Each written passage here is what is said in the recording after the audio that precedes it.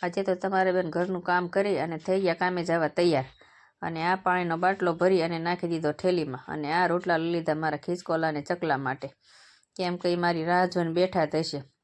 પછી આપણે આવી ગયા કામ ઉપર, અને આ બધું પૈસા હતા ને એ પૈસા મારે દેવાના હતા એક ભાઈને, કેમ કે એની આગળથી હું સમોસા આવું છું. એ પૈસા મેં લીધા અને પછી હાલતા થયા કામ ઉપર, ને કામ ઉપર જઈને જો આ શરૂ કરી દીધું.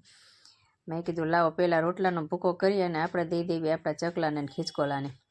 એટલે આ પછી મેં કરી અને આવી હું કોલેજની અંદર આવીને એટલે આ ગલુડું હતું, ને ગલુડાને આપ્યા હતા બિસ્કીટ અમારા સિક્યુરિટી ગાર્ડ ભાઈએ, કેમ કે મેં કાલે એને કીધું કે તમે આ બિસ્કીટ એને આપી દેજો હવારમાં. એટલે જો એ મસ્ત મજાનું ખાય છે, કેમ કે એને ઠંડી લાગે છે એટલે ધરુસતું ફફડતું ખાય, પણ હવે શું થાય.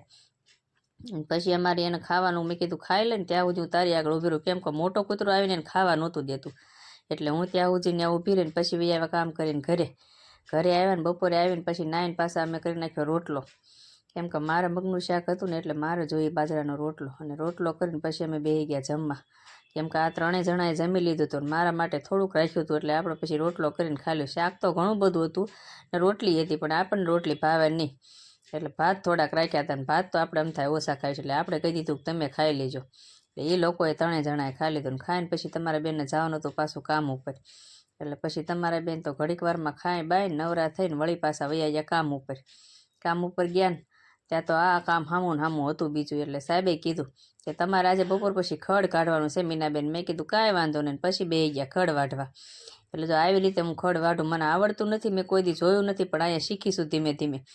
ખડ કાઢીએ ને પછી અમારે બધા ચારેય કોરથી બધો કચરો લેવાનો હતો. પછી અમે એ કચરો લીધો, ખડ કાઢ્યું ને કચરો લઈને પછી મારી યારે બેન હતા ને એ મને કે કાકી તમે થાકો છો કે નહીં. મેં કીધું થાકો તો ઘણી, પણ શું થાય હવે.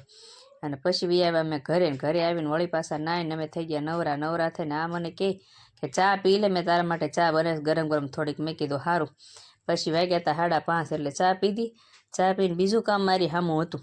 મને કે આ વાસણ બપોરના પડ્યા છે. મેં હા એ તો મને ખબર જ છે કીધું. એટલે આપણે ઘસવા બે ગયા વાસણ ઘસી અને પછી મેં કીધું હવે મારે થઈ ગયું દીવાબત્તીનું ટાણું, એટલે દીવાબત્તી તો કરવા જ પડે. પછી મેં કીધું હાલો હવે વાસણ ઘસી ફટોફટ અને આપણે કરવાના છે દીવાબત્તી, એટલે આપણે જઈએ દીવાબત્તી કરવાની. પછી કરી નાખ્યા દીવાબત્તી.